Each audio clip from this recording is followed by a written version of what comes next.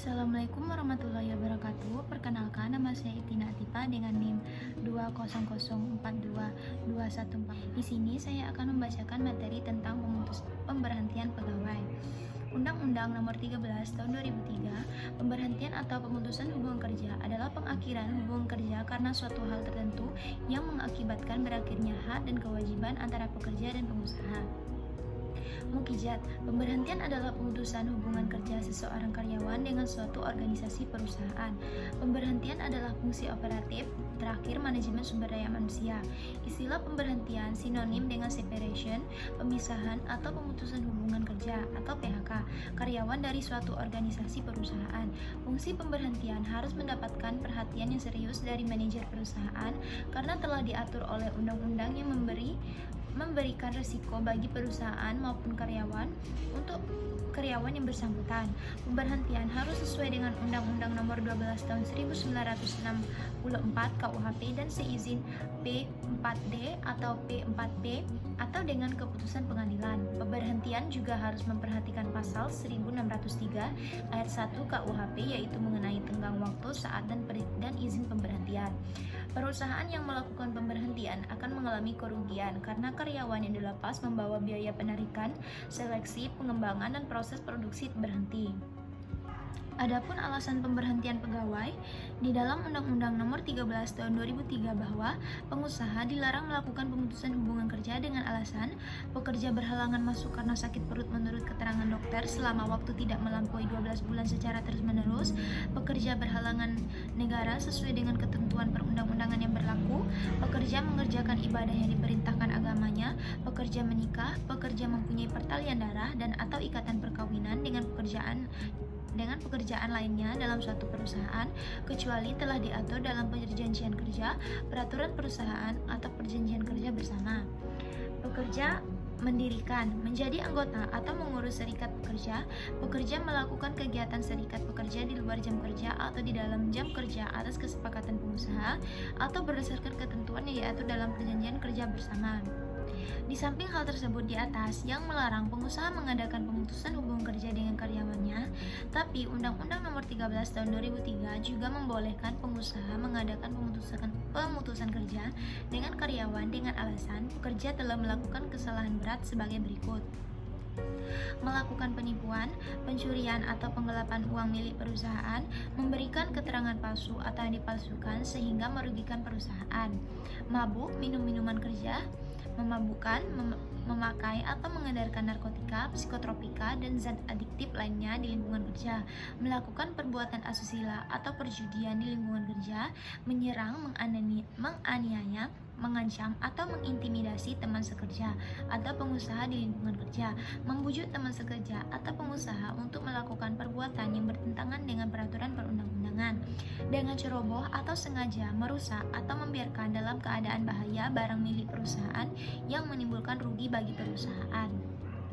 dengan ceroboh atau membiarkan teman sekerja atau pengusaha dalam keadaan bahaya di tempat kerja, membongkar atau membocorkan rahasia perusahaan yang harusnya dirahasiakan kecuali untuk kepentingan negara, melakukan perbuatan lainnya di lingkungan perusahaan yang diancam pidana 5 tahun atau lebih. Melayu SP Hasibuan menyebutkan beberapa alasan karyawan diberhentikan dari perusahaan. Pertama, undang-undang. Undang-undang dapat menyebabkan seorang karyawan harus diberhentikan dari suatu perusahaan, antara lain anak-anak karyawan WNA, karyawan yang terlibat organisasi terlarang. Dua, keinginan perusahaan.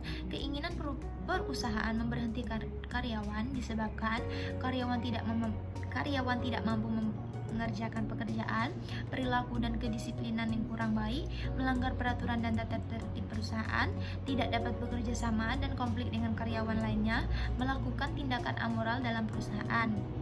3. Keinginan karyawan. Pemberhentian atas keinginan pegawai sendiri adalah dengan cara mengajukan permohonan untuk berhenti dari perusahaan tersebut yang disertai dengan alasan dan kapan rencananya dia akan mulai berhenti bekerja, seperti bulan depan, supaya perusahaan dapat menyiapkan penggantinya, sehingga kegiatan perusahaan tidak terhenti pada bagian yang akan ditinggalnya.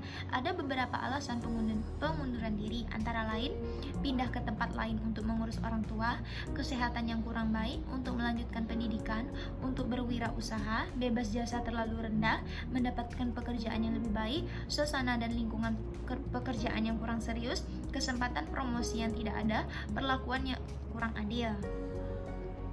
4. Pensiun. Undang-undang mempensiunkan seseorang karena telah mencapai batas usia dan masa kerja tertentu. Usia kerja seseorang karyawan untuk status kepegawaian adalah 55 tahun, atau seseorang dapat dikenakan pensiun dini apabila menurut keterangan dokter, karyawan tersebut sudah tidak mampu lagi untuk bekerja dan umurnya sudah mencapai 50 tahun dengan masa pengalaman kerja minimal 15 tahun. 6. Meninggal dunia. Pegawai yang meninggal dunia secara otomatis putus hubungan kerjanya dengan perusahaan dan perusahaan berkewajiban memberikan pesangon atau uang pensiun bagi keluarga yang ditinggalkan sesuai dengan peraturan yang berlaku. 7. Perusahaan dilikuidasi. Dalam hal perusahaan dilikuidasi, masalah pemberhentian karyawan diatur dengan peraturan perusahaan, perjanjian bersama, dan peraturan perundang-undangan yang berlaku. Untuk menentukan apakah benar atau tidak perusahaan dilikuidasi atau dinyatakan bangkrut harus didasarkan kepada peraturan perundang-undangan. 8. Kesehatan pegawai. Kesehatan pegawai dapat menjadi suatu alasan untuk pemutusan hubungan kerja pegawai. Inisiatif pemutusan hubungan kerja bisa berdasarkan keinginan perusahaan ataupun pegawai. Besar gaji karyawan yang sakit-sakitan akan dibayar oleh perusahaan berdasarkan ketentuan yang berlaku. Jenis-jenis PHK. 1. PHK oleh majikan atau pengusaha. Pemutusan hubungan kerja oleh majikan ini paling sering membawa dampak negatif, khususnya terhadap buruh dan keluarganya dalam mempertahankan kelangsungan hidupnya. Yang kedua, PHK oleh pekerja atau buruh. Pihak buruh dapat saja memutuskan hubungan kerjanya dengan persetujuan pihak majikan pada setiap saat yang dikehendakinya. Bahkan buruh juga berhak memutuskan hubungan kerja secara sepihak tanpa persetujuan majikan. Selanjutnya, PHK demi hukum. Pemutusan hubungan kerja yang terjadi dengan sendirinya sehubungan dengan berakhirnya jangka waktu perjanjian yang dibuat oleh majikan dan buruh. PHK oleh pengadilan. Masing-masing pihak dalam perjanjian kerja dapat meminta pengadilan negeri agar hubungan kerja diputus berdasarkan alasan penting. PHK karena perusahaan pailit yang berdasarkan putusan pengadilan niaga yang terdapat pada pasal 165. PHK terhadap anak yang tidak memenuhi syarat untuk bekerja yang digugat melalui lembaga PPHI yang terdapat pada pasal 68. PHK karena berakhirnya PK terdapat pada pasal 154 huruf B kalimat kedua. Baik, sekian dari materi yang dapat saya sampaikan. Bila terdapat kesalahan, mohon dimaafkan. Wassalamualaikum warahmatullahi wabarakatuh.